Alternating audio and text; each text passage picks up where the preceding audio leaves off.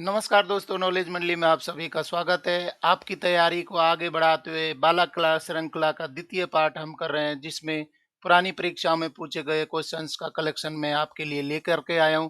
और ये क्वेश्चंस हैं आपकी आगामी परीक्षाओं के लिए प्लान करने में मदद करेंगे, जैसे प्रिंसिपल, वाइस प्रिंसिपल, पीजीटी, इन एनवीएस, केवीएस और दूसरे डिपार्टमेंटल एग्जामिनेशंस के लिए। तो अगर आप चैनल पर नए हैं तो चैनल को सब्सक्राइब करिए, क्योंकि नॉलेज मंडली एक ही प्लेटफॉर्म पर आपके सारे कंटेंट लेकर के आ रहा है, जैसे कि सर्विस रूल्स है, एकेडमिक पार्ट और पेपर का जनरल पार्ट भी। यहाँ पर आज हम करेंगे जो पुरानी परीक्षा में पूछे गए क्वेश्चंस हैं, और ये क्वेश्चंस हैं वो अभी भी रेलेवेंट है, आपकी परीक्षा में आ सकते हैं। इसलिए आप वीडियो को लास्ट तक देखिए। देखते हैं सबसे पहला क्वेश्चन। 31। निम्नलिखित में से उस अनेकार्थी शब्द का चयन कीजिए जो दोनों लिंगों में प्रयुक्त होता है। मतलब कि कौन सा शब्द है जो कि दोनों लिंग में उपयोग होता है। ऑप्शन देख लेते हैं। पंख, विधि, मयूर, पिंजर। तो इनमें से कौन सा शब्द है जो दोनों लिंगों के लिए, पुल्लिंग और स्त्रीलिंग दोनों में उपयोग किया जाता है। सही उत्तर है बी, विधि। विधि है वो दोनों जगह पर काम आता है, दोनों लिंग में उपयोग होता है, पुल्लिंग और स्त्रीलिंग दोनों में उपयोग हो सकता है। तो सही उत्तर हमारा हो जाएगा बी। अगला सवाल देख लेते हैं 32। निम्नलिखित में से तद्भव शब्द का चयन कीजिए। तद्भव शब्द है वो आपको मालूम है कि तत्सम है, उसका विकृत रूप होता है, उसको हम बोलते हैं तद्भव बोलते हैं। तो इनमें से हमें पहचानना है कौन सा तद्भव शब्द है। देख लेते हैं उत्तर। जो, ऊपरी, पंथ, नव। तो सही उत्तर क्या हो जाएगा, यहाँ पर विकल्प हमारा सही हो जाएगा ए। जो है वो तद्भव शब्द है, ऊपरी है वो तत्सम है, पंथ तत्सम है और नव तत्सम है, जबकि जो है वो तद्भव शब्द है। तो यहाँ पर सही उत्तर हो रहा है हमारा ए। अगला सवाल देख लेते हैं 33। निम्नलिखित पंक्तियों में कौन सा अलंकार है। उदित उदयगिरी मंच पर रघुवर बाल पतंग, विकासे संत सरोजवन, हर्षे लोचन भृंग।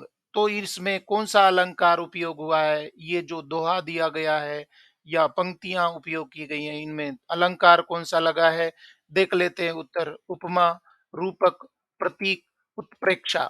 सही उत्तर हमारा हो जाएगा बी, रूपक। यहाँ पर अलंकार का उपयोग हुआ है। उदित उदयगिरी मंच पर रघुबर बाल पतंग, विकासे संत सरोजवन, हर्षे लोचन भृंग। तो यहाँ पर रूपक अलंकार का उपयोग किया गया है। साथियों, रूपक अलंकार है वो कॉम्पिटिटिव एग्जाम्स में बहुत ज्यादा पूछा जाता है। तो सही उत्तर हमारा यहाँ पर हो जाएगा बी। अगला सवाल देख लेते हैं 34। गंगाए का पर्याय निम्न में से है।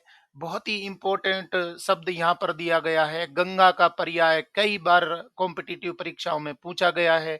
देख लेते हैं गंगा का पर्याय कौन सा होगा। सरिता, सुरबाला, जाह्नवी, वनीता।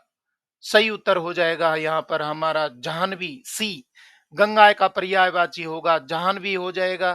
तो सही विकल्प हमारा हो रहा है सी। और डियर फ्रेंड्स, अगर आपको क्वेश्चन पसंद आ रहे हैं तो लाइक बटन जरूर दबा दीजिए। देखते हैं अगला सवाल 35। पांच जूतियां और हुक्के का पानी, ये कहावत कब कही जाती है। पांच जूतियां और हुक्के का पानी मतलब कि तेरे पांच जूती और हुक्के का पानी, इस कहावत को कब उपयोग किया जाता है। विकल्प देख लेते हैं। जब कोई ऐसी मांग करे जिसके वह योग्य ना हो, तब कहते हैं। जब कोई काम शुरू में ही बिगड़ जाए तब कहते हैं। सदा एक सी हालत में रहने पर कहते हैं। और जब कोई अपनी चाल छोड़कर दूसरे की चाल का अनुकरण करे तब कहते हैं। तो पांच जूतियां और हुक्के का पानी है, ये कहावत कब कही जाती है। सही उत्तर हमारा हो जाएगा ए। जब कोई ऐसी मांग करे जिसके वह योग्य ना हो, जब उसके काबिल ना हो, योग्य ना हो, तो तू इस चीज को मांग रहा है, तेरे पांच जूती और हुक्के का पानी, क्योंकि तू इसके काबिल ही नहीं है। तो इसको हम कहेंगे जब कोई ऐसी मांग करे जिसके वह योग्य ना हो, तो पांच जूतियां और हुक्के का पानी, ये कहावत कही जाएगी। सही उत्तर हमारा हो जाएगा ए। अगर क्वेश्चन पसंद आ रहे हैं तो आप लाइक शेयर कर जरूर कर दीजिए, और बेल आइकन को भी दबा दीजिए, क्योंकि जब भी नया कोई अपडेट आएगा तो आपको अलार्म के रूप में इंफॉर्मेशन मिल जाएगी। और अभी देख लेते हैं गद्यांश पर आधारित क्वेश्चन, कॉम्प्रीहेंशन पर आधारित क्वेश्चन है वो हिंदी में निश्चित रूप से पूछे जाते हैं। तो किस तरीके से गद्यांश पर आधारित क्वेश्चंस को हम हल करेंगे। सबसे पहले देखते हैं गद्यांश पढ़ करके। गर्म प्रदेशों की साय साय करतील, सूर्य के प्रचंड प्रकोप से भट्टी के समान आग उगलती धरती की गर्मी, इन सब से जब मन तंग आ जाता है तो इच्छा होती है पहाड़ों के आंचल में ग्रीष्म के संताप को जरा कम कर लें। जून का महीना था परंतु कुछ गर्म कपड़े, दवाइयां व अन्य आवश्यक सामग्री साथ रखकर हम निकल पड़े पर्वतों के सिरमौर कश्मीर की यात्रा पर। जब गाड़ी ऊपर चढ़ने लगी और ठंड बढ़ने लगी तो खिड़की बंद करके हम सो गए। नींद खुली तो दूर क्षितिज में सूर्य की किरणें अपने आगमन के संकेत से शीतग्रस्त जीवों को सांत्वना सी देती लगी। विशालकाय पर्वतों के वक्ष स्थल को चीरकर उनके बीच में से मीलों लंबी सुरंग में प्रविष्ट होने पर गाड़ी सीटी बजाती थी और गाड़ी में प्रकाश हो जाता था। सांप की तरह बल खाती हुई सड़क और मीलों गहरे गड्ढे, छोटे छोटे गांव, उनमें घोड़े, भेड़, बकरियां तथा मनुष्य ऊपर से ऐसे जान पड़ते थे मानो किसी ने खिलौने सजो कर रख दिए हों। मौन तपस्वियों से ऊंचे खड़े देवदार के वृक्ष, लिपटी हुई लताएं, फुदकते मधुर तान सुनाते अनेक प्रकार के रंग बिरंगे पक्षी, मेघों की धमा चौकड़ी, पहाड़ी नदी की धारा, चंचल झरने देखकर मन मुग्ध हो गया। झील के स्थिर पानी पर सूरज की स्वर्ण लहरी थिरक उठती थी। पहाड़ों पर बादलों की परत की इंद्रधनुषी तरंग पर जल तरंग की स्वर लहरी बज उठती। रात तक हम श्रीनगर पहुंचे और होटल में जाकर सो गए। डल झील में शिकारे पर घूमने का भी अलग ही अनुभव था। गुलमर्ग के मनोरम रास्ते, पहाड़ों पर चढ़ना, घोड़े की सवारी, दूर बर्फ से ढकी पहाड़ियां और झाड़ियों में इठलाती रंग बिरंगी तितलियां, वाह क्या सुंदर दृश्य था। कश्मीर की इस आनंदमयी यात्रा का स्मरण होते ही सारे दृश्य इस प्रकार सामने आ जाते हैं जैसे वहीं हूं। ऐसे आनंद के अवसर जब भी मिलते हैं वे जीवन की मधुर स्मृति बन जाते हैं। जीवन स्वयं एक यात्रा है। यात्रा करने से मनोरंजन के साथ साथ साहस, स्वावलंबन, कष्ट सहिष्णुता की क्रियात्मक शिक्षा मिलती है। परस्पर सहयोग की भावना बढ़ती है। दैनिक कार्य चक्र से मुक्ति मिलने से निराश जीवन में आशा का संचार होता है। मन में स्फूर्ति, ताजगी और आनंद की लहर दौड़ जाती है। परस्पर प्रेम भाव बढ़ता है। एक दूसरे के सुख दुख को समझने का अवसर मिलता है। विभिन्न जातियों व स्थानों के रीति रिवाजों, भाषाओं आदि से हम परिचित होते हैं। इस प्रकार यात्रा का मनुष्य जीवन में विशेष महत्व है। तो ये एक पैराग्राफ दिया गया है जिसमें जो लेखक है वो कश्मीर की यात्रा करता है। यहाँ पर बताया गया है कि गर्मी पड़ रही है तो गर्मी से बचाव के लिए कश्मीर की यात्रा की है। साथ में ही वो कहाँ पर गया, क्या-क्या चीजें उसने देखी है और यात्रा करने से क्या मिलता है, साहस मिलता है, स्वावलंबन मिलता है, कष्ट की सहिष्णुता की क्रियात्मक शिक्षा मिलती है और साथ में ही आनंद, स्फूर्ति ये सब मिलते हैं, प्रेम भाव बढ़ता है, एक दूसरे के सुख दुख को समझने का अवसर मिलता है। विभिन्न जातियों व स्थानों के रीति रिवाज, भाषाओं आदि से हम परिचित होते हैं। तो यात्रा वृत्तांत यहाँ पर दिया गया है लेखक के द्वारा। देख लेते हैं इस पर आधारित कौन कौन से क्वेश्चन बनते हैं। सबसे पहला क्वेश्चन हमारा हो जाएगा यहाँ पर 36। यह गद्यांश साहित्य की किस विधा का उदाहरण है? मतलब साहित्य की कौन सी विधा यहाँ पर दर्शाई गई है? देख लेते हैं। डायरी लेखन, साक्षात्कार, रिपोर्टाज और यात्रा वृत्तांत। तो निश्चित रूप से इसका उत्तर आपको पता होगा। सही उत्तर हो जाएगा डी, यात्रा वृत्तांत। यह गद्यांश साहित्य की किस विधा का उदाहरण प्रस्तुत कर रहा है? यात्रा वृत्तांत का कर रहा है। सही उत्तर हमारा हो जाएगा डी। अगला सवाल देख लेते हैं 37। गद्यांश में यात्रा के क्या लाभ बताए गए हैं? सर्वथा उपयुक्त विकल्प का चयन कीजिए। गद्यांश में बिल्कुल यात्रा के लाभ बताए गए हैं, बहुत ही स्पष्ट दिए गए हैं। तो मैंने उसको सर्कल भी किया था। देख लेते विकल्प में कौन से फिट बैठेंगे। यात्रा करने से मनोरंजन के साथ साथ विभिन्न भाषाओं का ज्ञान मिलता है। यात्रा करने से मनोरंजन के साथ साथ मन को शांति मिलती है। और सी है नई नई बातों की जानकारी मिलती है जो जीवन में काम आती है। डी है परस्पर प्रेम भाव, सहयोग, साहस, स्वावलंबन, कष्ट सहिष्णुता की क्रियात्मक शिक्षा, मन में स्फूर्ति, ताजगी और प्रसन्नता का अनुभव, विभिन्न जातियों व स्थानों के रीति रिवाजों, भाषाओं आदि का ज्ञान मिलता है। तो यहाँ पर जो गद्यांश होते हैं अपने मन से क्वेश्चन है वो नहीं उत्तर बनाना है कि इसका ये हो सकता है। जो गद्यांश में दिया है ये सही उत्तर हमारा निकल के आ जाएगा डी। परस्पर प्रेम भाव इससे होता है, यात्रा करने से प्रेम भाव पैदा होता है। सहयोग, साहस, स्वावलंबन, कष्ट सहिष्णुता की क्रियात्मक शिक्षा हमें मिलती है। मन में स्फूर्ति, ताजगी और प्रसन्नता का अनुभव होता है। विभिन्न जातियों व स्थानों के रीति रिवाजों, भाषाओं आदि का ज्ञान मिलता है। तो ये बात है वो पैराग्राफ में बताई गई थी, इसलिए हमारा उत्तर हो जाएगा डी। अगर आपको क्वेश्चन पसंद आ रहे हैं तो आप लाइक जरूर कर दीजिए। देख लेते हैं अगला सवाल, यहाँ पर 38 आ जाएगा। पहाड़ के पर्यायवाची शब्द समूह वाले विकल्प का चयन कीजिए। तो पहाड़ के पर्यायवाची हमें पता होने चाहिए। देख लेते विकल्प। अचल, चीखल, अमा, अग, अद्री, कोहसार, सी, कूट, रुचा, हूर, और डी है अपह को, सेल। कौन सा सही होता है? यहाँ पर सही उत्तर हो जाएगा बी। पहाड़ का पर्यायवाची हो जाएगा, अग हो जाएगा, अद्री हो जाएगा, कोहसार हो जाएगा। तो हमारा सही उत्तर यहाँ पर हो जाएगा बी। अगला सवाल देख लेते 39।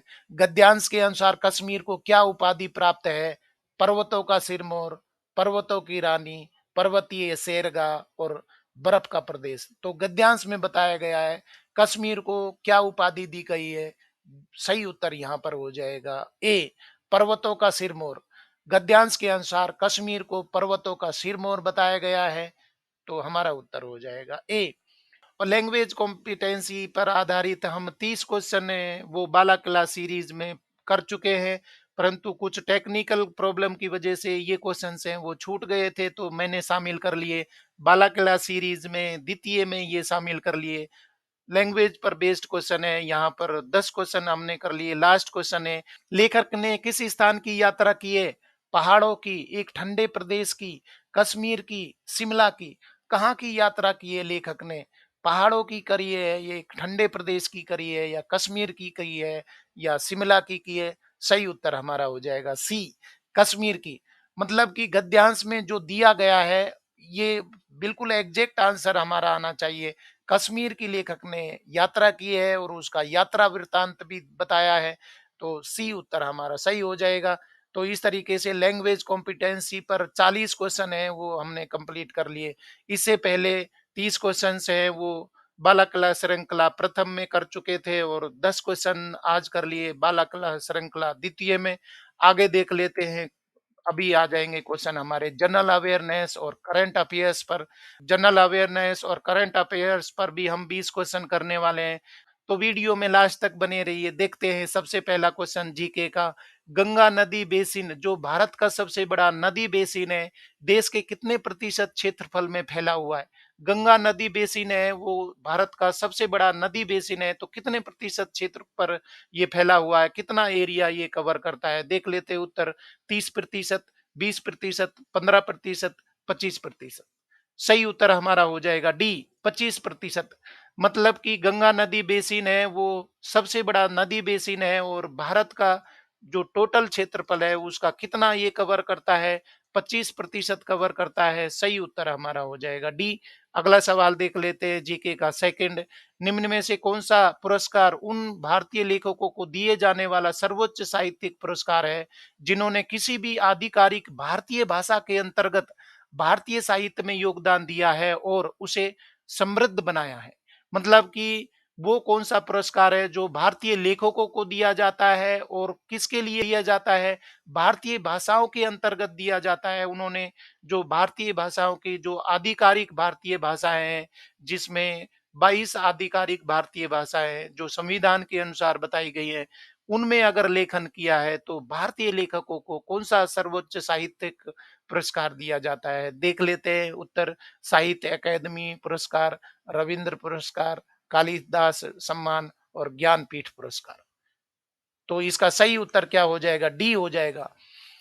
निम्न में से कौन सा पुरस्कार उन भारतीय लेखकों को दिया जाने वाला सर्वोच्च साहित्यिक पुरस्कार है जिन्होंने किसी भी आधिकारिक भारतीय भाषा के अंतर्गत भारतीय साहित्य में योगदान दिया है और उसे समृद्ध बनाया है? तो उसका नाम है ज्ञानपीठ पुरस्कार है। सही उत्तर हमारा हो जाएगा डी। अगला सवाल देख लेते हैं थर्ड। प्रधानमंत्री वय वंदन योजना पीएमवीवीवाई 60 वर्ष और उससे अधिक आयु वाले बुजुर्गों को अनिश्चित बाजार स्थितियों के कारण उनकी ब्याज आय में संभावित गिरावट से बचाने के साथ साथ बुढ़ापे के दौरान सामाजिक सुरक्षा प्रदान करने के लिए मई 2020 में शुरू की गई थी। ये योजना निम्न में से किस संगठन के माध्यम से कार्यान्वित होती है? बहुत ही इंपॉर्टेंट योजनाएं भारत सरकार ने चला रखी हैं। तो इसमें प्रधानमंत्री वय वंदन योजना, मतलब कि पीएमवीवाई, जो 60 वर्ष से ऊपर के लोगों के लिए बाजार के अनिश्चितता होती है, कभी मार्केट बढ़ता है, कभी घटता है, तो उनकी ब्याज की सुरक्षा के लिए और ब्याज से बचाव, मतलब उनको सुरक्षा देना कि उनको निश्चित एक ब्याज राशि मिले। सामाजिक सुरक्षा प्रदान करने के लिए ये वय वंदन योजना है वो शुरू की गई थी। तो ये वय वंदन योजना, प्रधानमंत्री वय वंदना योजना है, वो किसके द्वारा दी जाती है? देख लेते हैं। भारतीय जीवन बीमा निगम एलआईसी, भारतीय reserve bank RBI, national insurance company limited और भारतीय स्टेट बैंक एसबीआई किसके द्वारा दी जाती है, किसके द्वारा प्रायोजित है प्रधानमंत्री वय वंदना योजना पीएमवीवाई? सही उत्तर हमारा हो जाएगा ए, भारतीय जीवन बीमा निगम एलआईसी के द्वारा ये प्रदान की जाती है। बहुत ही इंपॉर्टेंट योजना है और आपकी आगामी परीक्षा में पूछी जा सकती है, क्योंकि ये पिछली परीक्षा में पूछी गई है। तो जो इंपॉर्टेंट योजनाएं होती हैं वही पूछी जाती हैं, तो अभी भी उतने ही इंपॉर्टेंट हैं। यहाँ पर सही उत्तर हो रहा है हमारा ए, भारतीय जीवन बीमा निगम है, एलआईसी है, उसने प्रदान की है और ये योजना शुरू की गई थी मई 2020 में। अगला सवाल देख लेते हैं। 4, निम्न में से कौन सी जनजाति भारत की सबसे अधिक जनसंख्या वाली और सबसे पुरानी जनजाति है? देख लेते हैं कौन सी जनजाति है। बेगा, भील, संथाल और मुंडा। इसका सही उत्तर हमारा क्या हो जाएगा? सी हो जाएगा, संथाल। भारत की कौन सी जनजाति सबसे अधिक है, जिसकी जनसंख्या भारत में सबसे ज्यादा पाई जाती है और सबसे पुरानी जनजाति भी मानी जाती है? तो वो हो जाएगी सी, हो जाएगी संथाल, हो जाएगी। सही उत्तर हो जाएगा सी। आगे देख लेते हैं पांचवा सवाल। भारत की 2011 की जनगणना के आंकड़ों के अनुसार निम्न में से किस केंद्र शासित प्रदेश का जनसंख्या घनत्व सबसे कम है? जनसंख्या घनत्व सबसे ज्यादा और सबसे कम, ये पूछने की बहुत ज्यादा संभावना होती है।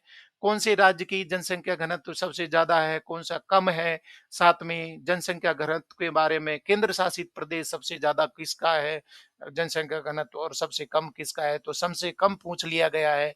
यहाँ पर कौन सा केंद्र शासित प्रदेश है जिसमें सबसे कम जनसंख्या घनत्व है?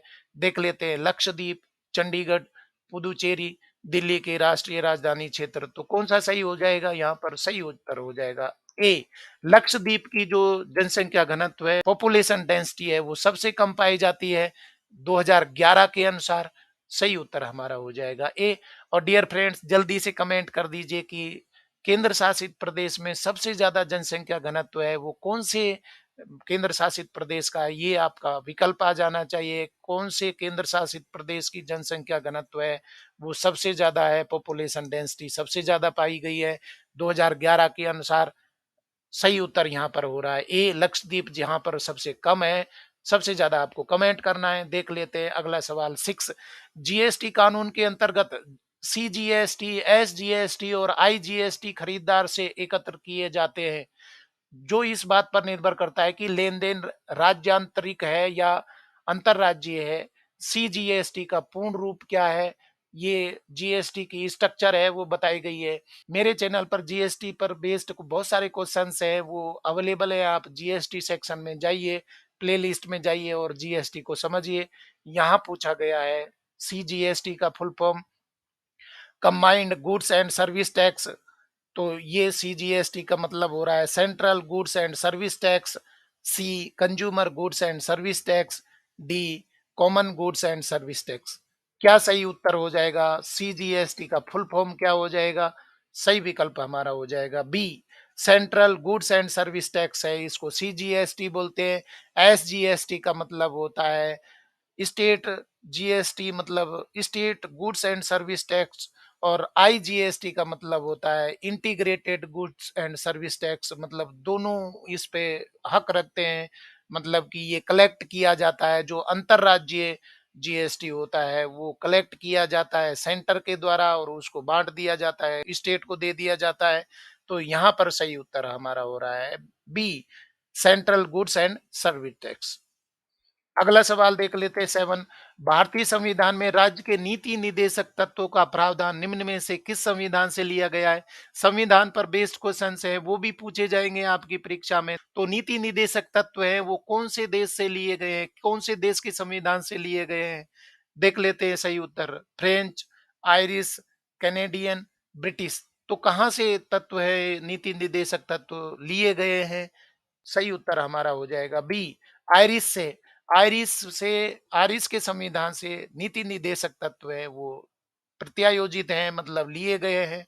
तो सही उत्तर हमारा हो जाएगा B. Move to question number 8। वर्ष 2022 से कौन सा भारतीय व्यापारिक समूह वीवो के स्थान पर आईपीएल का टाइटल स्पॉन्सर होगा? बहुत ही इंपॉर्टेंट है, करंट जीके से पूछ लिया गया है कि पहले वीवो है वो स्पॉन्सरशिप ले रहा था, आईपीएल है उसको स्पॉन्सरशिप कौन प्रोवाइड कर रहा था? वीवो दे रहा था। अभी इसकी स्पॉन्सरशिप, टाइटल स्पॉन्सरशिप है वो किसके आ गई है? देख लेते हैं उत्तर। गोदरेज, जियो, अडानी, टाटा। सही उत्तर हो जाएगा डी, टाटा। वर्ष 2022 से भारतीय व्यापारिक समूह वीवो के स्थान पर आईपीएल का टाइटल स्पॉन्सरशिप ले रहा है। यहाँ पर टाटा है उसकी स्पॉन्सरशिप होगी आईपीएल के लिए। सही उत्तर हो जाएगा डी। डियर फ्रेंड्स, क्वेश्चन पसंद आ रहे हैं तो लाइक बटन जरूर दबा दीजिए, क्योंकि यहाँ पर आपकी तैयारी के लिए बहुत ही ऑथेंटिक और रिलायबल कंटेंट उपलब्ध करवाए जा रहे हैं, जैसे DCAC, principal, vice principal, SO, ASO, OS, UDC, LDC, NVS, KVS, EMRS, NCT conducted by UPSC, limited departmental examinations और लिमिटेड डिपार्टमेंटल कॉम्पिटिटिव एग्जामिनेशंस। अगर आप चैनल पर नए हैं तो चैनल को सब्सक्राइब करिए और वीडियो को लास्ट तक देखिए। देखते हैं अगला सवाल 9। ब्रिटिश राज के अंतर्गत भारत का पहला समाचार पत्र निम्न में से कौन सा था? ब्रिटिश राज जो था, मतलब अंग्रेजी शासन था, उस समय पर भारत का पहला समाचार पत्र है वो कौन सा प्रकाशित किया गया था? बॉम्बे हेराल्ड, मद्रास कुरियर, संवाद कौमुदी और बंगाल गजट। सही उत्तर हो जाएगा डी, बंगाल गजट। ब्रिटिश राज के अंतर्गत भारत का पहला समाचार पत्र प्रकाशित हुआ था वो कौन सा था? ये बंगाल गजट था। तो बंगाल गजट है वो पहला समाचार पत्र था।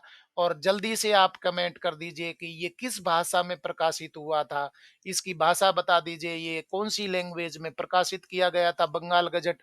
जल्दी से आपका कमेंट आ जाना चाहिए। यहाँ पर सही उत्तर हो रहा है D, Bengal gazette. Move to question number 10। सामान्य मूलभूत विशेषताओं के आधार पर एनिमेलिया जगत के व्यापक वर्गीकरण के अंतर्गत एस्टेरियस स्टारफिश निम्नलिखित में से किस संघ फाइला से संबंधित है?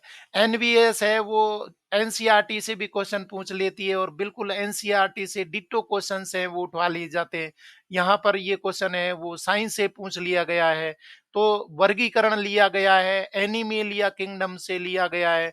और एनिमेलिया किंगडम ने एस्टेरियस मतलब स्टार फिश है वो कौन से फाइला से संबंध रखती है? देख लेते हैं विकल्प। Echinodermata, arthropoda, Annelida, Mollusca. तो एस्टेरियस है या स्टार फिश है एनिमेलिया जगत का कौन सा फाइला है? देख लेते हैं। सही उत्तर यहाँ पर हो जाएगा ए, इकाइनोडर्मेटा।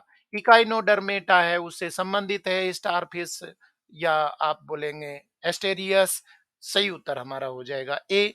अगला सवाल देख लेते हैं 11। कल्हण द्वारा संस्कृत में रचित कृति राज तरंगिणी देश के राजाओं की जीवंत व्याख्या करती है। राज तरंगिणी जो कि लिखी गई थी कल्हण के द्वारा, वो राज तरंगिणी में किन राजाओं के बारे में व्याख्या की गई है? उत्तर देखते हैं। मगध, बंगाल, कश्मीर, राजस्थान। तो राज तरंगिणी में किसके बारे में बताया गया है, किसके बारे में विश्लेषण किया गया है? यहाँ पर सही उत्तर हो जाएगा सी, कश्मीर के बारे में बताया गया है। कल्हण द्वारा संस्कृत में रचित कृति राजतरंगिणी कश्मीर के राजाओं के बारे में बताई गई है, कश्मीर के राज परिवार के बारे में यहाँ पर जीवंत व्याख्या की गई है। तो सही उत्तर हमारा यहाँ पर हो जाएगा सी। अगला सवाल देखते हैं 12। पीएच स्केल का प्रयोग सामान्यतः किसी विलयन के डैश को इंगित करने के लिए किया जाता है। केमिस्ट्री का क्वेश्चन है, जनरल साइंस से पूछ लिया गया है। घनत्व, तापमान, अम्लीय या क्षारीय प्रकृति और मिठास। तो पीएच है वो क्या बताने के लिए काम लिया जाता है? पीएच स्केल किसके लिए होता है? सही उत्तर हमारा हो जाएगा यहाँ पर सी, अम्लीय या क्षारीय प्रकृति। कोई पदार्थ अम्लीय होगा या क्षारीय होगा इस बात को कौन बताएगा? पीएच स्केल है वो इंडिकेट करेगा। सही उत्तर हो जाएगा सी।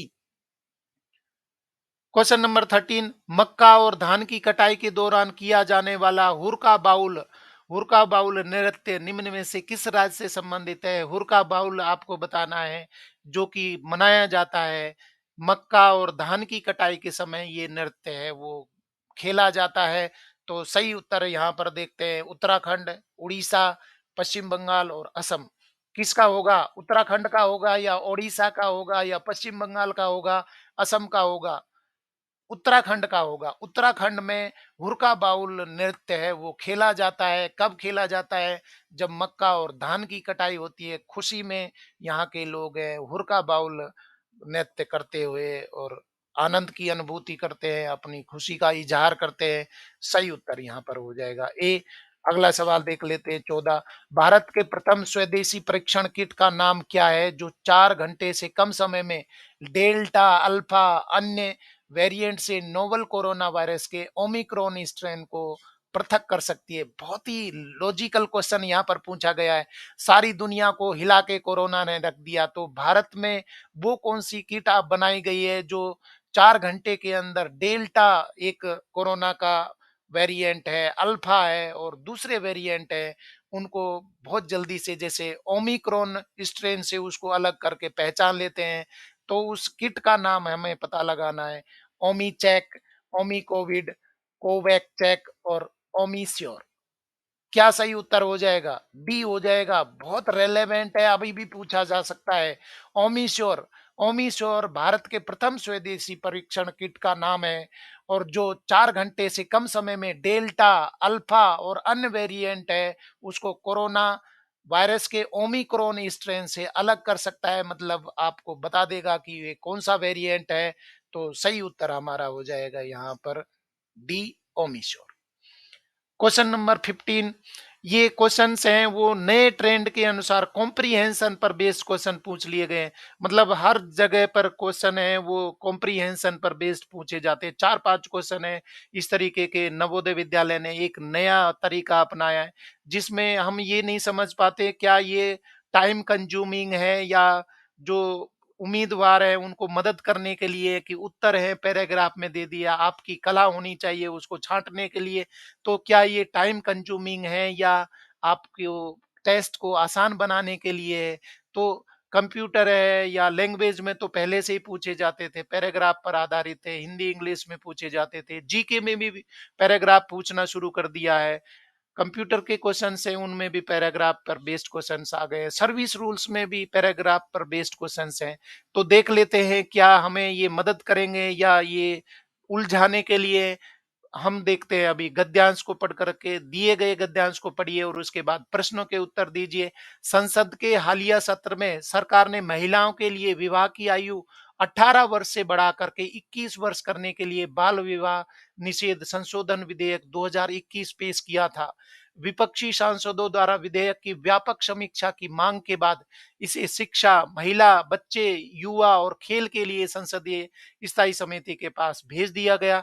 सरकार का कहना है कि प्रस्तावित कानून महिलाओं के लिए उच्च शिक्षा और नौकरियां पाने में समान अवसर सुनिश्चित करेगा तथा मातृ मृत्यु दर और पोषण स्तर में सुधार करने में सहायक होगा। तो ये बताया गया पैराग्राफ में कि सरकार ये कानून ला रही है जिसमें महिलाओं की जो विवाह की आयु है उसको 21 वर्ष कर दिया जाएगा और इस विधेयक का नाम दिया गया है बाल विवाह निषेध संशोधन विधेयक 2021। तो ये क्या काम आएगा, कैसे इसका मदद होगी, ये थोड़ा सा हिंट दिया गया है। बाल विवाह निषेध विधेयक संशोधन है 2021 में सरकार द्वारा पेश किया गया है। तो क्या इस पर बेस्ड क्वेश्चन बनते हैं देखते हैं। सबसे पहला क्वेश्चन 15, हालिया राष्ट्रीय परिवार स्वास्थ्य सर्वेक्षण NFHS 5 2019 के अनुसार 18 वर्ष से कम आयु में विवाह करने वाली महिलाओं का अनुपात घटकर डैश हो गया है, तो कितने प्रतिशत हो गया है? ये हालिया जो सर्वेक्षण हुआ है, राष्ट्रीय परिवार स्वास्थ्य सर्वेक्षण किया गया है 2019-21 के बीच में, 18 वर्ष से कम आयु में विवाह करने की आयु है वो घट गई है। कितने प्रतिशत घट गई है? 20.6%, 23.3%, 17.7% और 26.8%। सही उत्तर हमारा हो जाएगा बी, 23.3%। मतलब कि जो हालिया रिपोर्ट आई है उसमें 23.3% जो विवाह है वो पहले कर दिया जाता था। विवाह की आयु है 18 वर्ष से कम होती थी, वो घट गई है। कितने प्रतिशत घट गई है? 23.3% घट गई है। तो ये भी एक अच्छा ट्रेंड है। लोगों में जागरूकता आ रही है, परंतु विवाह कानून है वो बदल दिया गया है। यहाँ पर 18 वर्ष से 21 वर्ष किया गया है, ये पैराग्राफ में बताया गया है, परंतु अभी उसको स्टैंडिंग कमेटी के पास में भेज दिया गया है, उसकी जांच की जा रही है। यहाँ पर सही उत्तर हो रहा है बी। अगला सवाल देख लेते हैं, इसी पैराग्राफ पर आधारित है। 16, निम्न में से कौन सा कथन संसदीय स्थायी समितियों के संबंध में सही नहीं है? पहला देख लेते हैं, संसदीय स्थायी समितियां समय समय पर गठित स्थायी और नियमित समितियां हैं। संसदीय स्थायी समिति में संसद के दोनों सदनों के सदस्य होते हैं। सी, केवल लोकसभा के सदस्य ही संसदीय स्थायी समिति के सदस्य हो सकते हैं। और डी है, संसदीय स्थायी समितियां संसद के सदस्यों से मिलकर बनी समितियां हैं। तो सही उत्तर यहाँ पर क्या हो जाएगा? देख लेते हैं, उत्तर सी हो जाएगा। केवल लोकसभा के सदस्य ही संसदीय स्थायी समिति के सदस्य हो सकते हैं। मतलब कि संसदीय स्थायी समिति के पास में ये कानून भेजा गया था, और ये संसदीय स्थायी समितियां हैं वो क्या सही नहीं है, इसके बारे में हमें ढूंढना था। तो केवल लोकसभा के सदस्य ही संसदीय स्थायी समिति के सदस्य हो सकते हैं, ये गलत हो रहा है। बाकी सभी सही है। संसदीय स्थायी समितियां समय समय पर गठित स्थायी और नियमित समितियां हैं। संसदीय स्थायी समिति में संसद के दोनों सदनों के सदस्य होते हैं। और डी है, संसदीय स्थायी समितियां संसद के सदस्यों से मिलकर बनी समितियां हैं। तो ये सही हो रहा है, बाकी ये गलत हो रहा है। तो केवल से हम पहचान लेंगे, ये गलत हो जाएगा और हमारा उत्तर भी हो जाएगा सी। 17वां सवाल देखते हैं, विवाह की आयु से संबंधित अधिनियमों के तहत बनाए गए अधिनियमों और प्रावधानों का निम्न में से कौन सा युग्म गलत है? तो पैराग्राफ पर आधारित है, परंतु पैराग्राफ में उत्तर नहीं मिल रहा है। आपको समझ में आ जाएगा कि किस पर क्वेश्चन पूछे जा रहे हैं, परंतु उत्तर आपको डायरेक्ट नहीं मिल रहे हैं। देख लेते हैं विकल्प। पारसी विवाह और तलाक अधिनियम 1936 पुरुषों और महिलाओं के लिए विवाह की एक समान आयु प्रदान नहीं करता है। विदेशी विवाह अधिनियम 1969 पुरुषों और महिलाओं के लिए विवाह की एक समान आयु प्रदान नहीं करता है। सी है, मुस्लिम पर्सनल लॉ शरीयत आवेदन अधिनियम 1937 पुरुषों और महिलाओं के लिए विवाह की एक समान आयु प्रदान नहीं करता है। डी है, विशेष विवाह अधिनियम 1954 पुरुषों और महिलाओं के लिए विवाह की एक समान आयु प्रदान करता है। तो कौन सा गलत यहाँ पर हो रहा है? सही उत्तर हमारा हो जाएगा डी, ये गलत हो रहा है। विशेष विवाह अधिनियम 1954 पुरुषों और महिलाओं के लिए विवाह की एक समान आयु प्रदान करता है। तो ये समान आयु है, विवाह की नहीं है। आपको पता है कि समान आयु नहीं थी, इसलिए उसको बदलने का प्रस्ताव है, इसलिए ये गलत हो रहा है। बाकी सभी ठीक है। पारसी विवाह और तलाक अधिनियम 1936 पुरुषों और महिलाओं के लिए विवाह की एक समान आयु प्रदान नहीं करता, ये बिल्कुल सही है। विदेशी विवाह अधिनियम 1969 पुरुषों और महिलाओं के लिए विवाह की एक समान आयु प्रदान नहीं करता, ये भी ठीक है। और मुस्लिम पर्सनल लॉ शरीयत आवेदन अधिनियम 1937 पुरुषों और महिलाओं के लिए विवाह की एक समान आयु प्रदान नहीं करता। तो समान आयु प्रदान नहीं करता है, इसलिए बदला जा रहा है। तो ये सेंटेंस है लास्ट का गलत हो रहा है, और गलत ही हमारा उत्तर भी है, इसलिए सही उत्तर हो जाएगा डी। अगला सवाल देख लेते हैं, ये फिर से एक और पैराग्राफ आ गया है। दिए गए गद्यांश को पढ़िए और उसके बाद आने वाले प्रश्नों के उत्तर दीजिए। विश्व व्यापार संगठन डब्ल्यूटीओ और विश्व स्वास्थ्य संगठन डब्ल्यूएचओ में भारत जैसे विकासशील देशों के लिए महत्वपूर्ण बातचीत चल रही है। सूची में सबसे ऊपर बौद्धिक संपदा अधिकारों ट्रिप्स के व्यापार संबंधित पहलू हैं। जो ट्रिप्स समझौते के तहत बौद्धिक संपदा आईपी अधिकारों का निलंबन की अस्थायी मांग करते हैं। ये छूट निदान, टीके सहित स्वास्थ्य उत्पादों की कमी को दूर करने के लिए महत्वपूर्ण चिकित्सा विज्ञान है, क्योंकि ये विश्व व्यापार संगठन के सदस्यों को सामान्य उत्पादन को अवरुद्ध करने के लिए आईपी का उपयोग करने से फार्मास्यूटिकल दिग्गजों को रोकने में सक्षम बना सकता है। तो डब्ल्यूटीओ और डब्ल्यूएचओ के बारे में बताया गया है कि किस तरीके से वहाँ बौद्धिक संपदा अधिकार है, उनकी रक्षा की जाती है और नई कोई फार्मास्यूटिकल दवा खोजी गई है या निदान किया जा रहा है। क्योंकि कोरोना की वजह से बहुत सारी चीज़ें वो निकल के आ रही हैं, अलग-अलग तरीके के स्ट्रेन पैदा हो रहे हैं, उनके लिए वैक्सीन तैयार की जा रही है। तो इस तरीके से यहाँ पर पैराग्राफ दिया गया है, इस पर आधारित क्वेश्चन देख लेते हैं। कौन-कौन से क्वेश्चन बनेंगे? 18 निम्नलिखित में से कौन डब्ल्यूएचओ का निर्णय लेने वाला निकाय है? डब्ल्यूएचओ का निकाय हमें पता लगाना है। कार्यकारी बोर्ड, विश्व स्वास्थ्य सभा, शासी निकाय और महानिदेशक। सही उत्तर हमारा हो जाएगा बी। डब्ल्यूएचओ का जो निर्णय लेने वाला जो स्वास्थ्य निकाय है, विश्व स्वास्थ्य सभा है, सही उत्तर हमारा हो जाएगा बी। अगला सवाल देख लेते हैं 19। ट्रिप्स समझौता किसके द्वारा नियंत्रित होता है?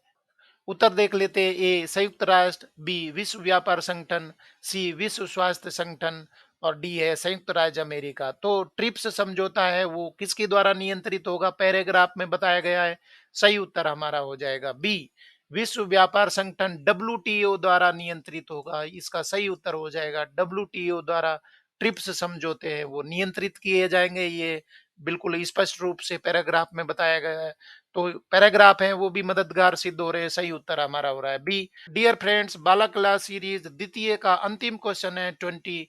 निम्नलिखित में से किस देश की सरकार को विश्व व्यापार संगठन में पर्यवेक्षक का दर्जा प्राप्त है? मतलब कि विश्व व्यापार संगठन डब्ल्यूटीओ में पर्यवेक्षक का दर्जा किस देश को दिया गया है? विकल्प देख लेते हैं। म्यांमार, बी बांग्लादेश, सी भूटान, डी है नेपाल। सही उत्तर हमारा हो जाएगा सी भूटान। भूटान वो देश है जिसकी सरकार को विश्व व्यापार संगठन ने पर्यवेक्षक का दर्जा प्रदान किया, मतलब वो ऑब्जर्वर होगा, पर्यवेक्षक होगा। सही उत्तर हमारा हो जाएगा सी। इस तरीके से फ्रेंड्स हमने बाला क्लास सीरीज द्वितीय है वो कंप्लीट कर ली और आज हमने 10 क्वेश्चन हिंदी के पढ़े, 10 क्वेश्चन हिंदी के थे और 20 क्वेश्चन है वो जीके के थे। तो जीके पर किस तरीके के क्वेश्चन बनते हैं ये ट्रेंड भी आपको पता लगेगा। पैराग्राफ पूछना, ये पैराग्राफ पर बेस्ड क्वेश्चंस है, कॉम्प्रिहेंशन पर बेस्ड क्वेश्चंस है। बिल्कुल एक नया ट्रेंड एनवीएस ने अडॉप्ट किया है। तो ये क्वेश्चंस है आपकी आगामी परीक्षाओं को प्लान करने में, आपकी तैयारी करने में मददगार साबित हो सकते हैं। जैसे DCAC, principal, vice principal, SO, ASO, OS, UDC, LDC, KVS, NVS, EMRS, NCT conducted by UPSC, limited departmental examinations और limited departmental competitive examinations।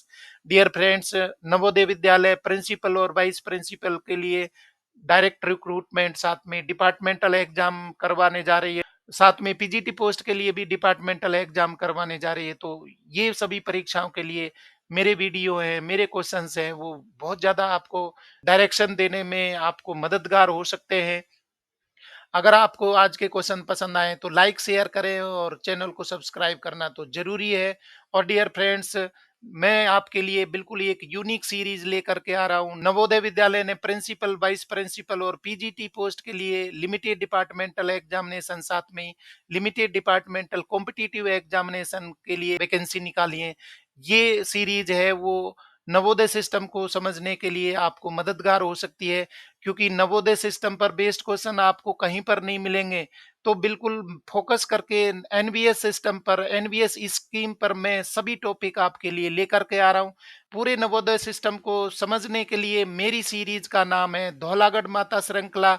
और धौलागढ़ माता श्रृंखला है उसको ज्वाइन करने के लिए, आगामी वीडियोज के लिए आपको मेंबरशिप लेनी पड़ेगी। अधिक प्रश्नों के लिए धौलागढ़ माता श्रृंखला की मेंबरशिप ज्वाइन करिए, जहां पर पूरा फोकस किया गया है। नवोदय सिस्टम है वो क्या होता है, हाउस सिस्टम है, रोल ऑफ एचएम है, रेजिडेंशियल सिस्टम है, चाइल्ड प्रोटेक्शन लॉज है, परचेज प्रोसीजर, कंडमनेशन प्रोसीजर है, जेएनबीएसटी, ट्रांसफर पॉलिसी, मतलब आपके पूरे सिलेबस को यहाँ पर उपलब्ध करवाया जाएगा।